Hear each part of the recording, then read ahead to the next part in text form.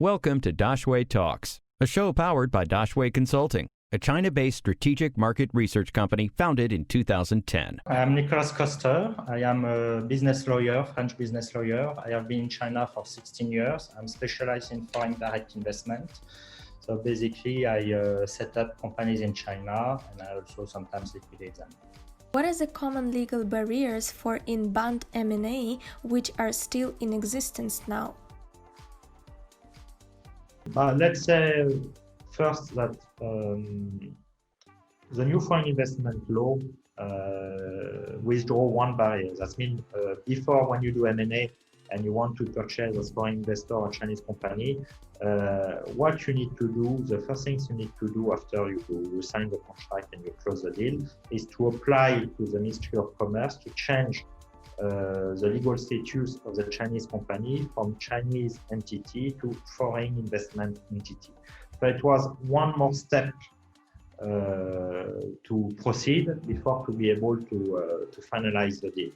Today, when you want to purchase a Chinese company, it's much more simple. You just sign the deal, you close the deal, and then you go to see the company registry and you say, I want to change the investment company. Of course, you need to update the investor with the administration, but that's it.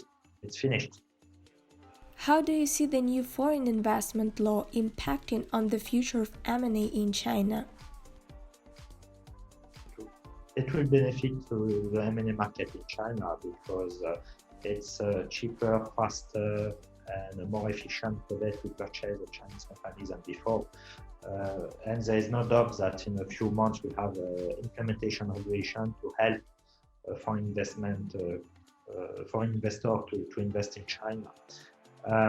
This is a positive side. After, we still have some negative side, like it's very hard to finance M&A in China, local M&A or international M&A, because in China you have foreign exchange control. So financing M&A in China, cross-border financing, is very hard to proceed if you don't have the funds. Follow our official WeChat account, Daxue Insights, for weekly updates on the business landscape in China.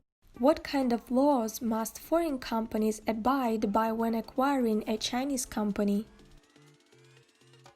It depends on the size of the acquisition, but today, let's say you have three main laws to be careful about. This is the company law, of course, anti-monopoly law, if you buy a company with a bigger market shares, and the national security law, if you buy a company in the defense or with national security interest for China. Before entering M&A in China, what kind of taxes from the buyer's side and from the seller's side have to be considered? The first one will be capital gain tax, to know how much capital gains the seller will get. Most of the Chinese investors, when they sell their companies, they don't want to pay tax. So it's very important to assess the amount of tax before the acquisition, because once you close the deal, it's quite often that the Chinese seller will come back to you to say, I pay too much tax, we have to find a solution. Okay, this is the first thing. But you have to be very careful because, of course, like everyone in the world, you have to declare your tax, your own tax.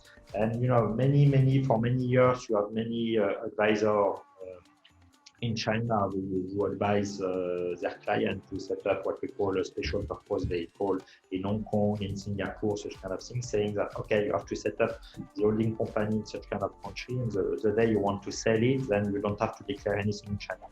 This is not true.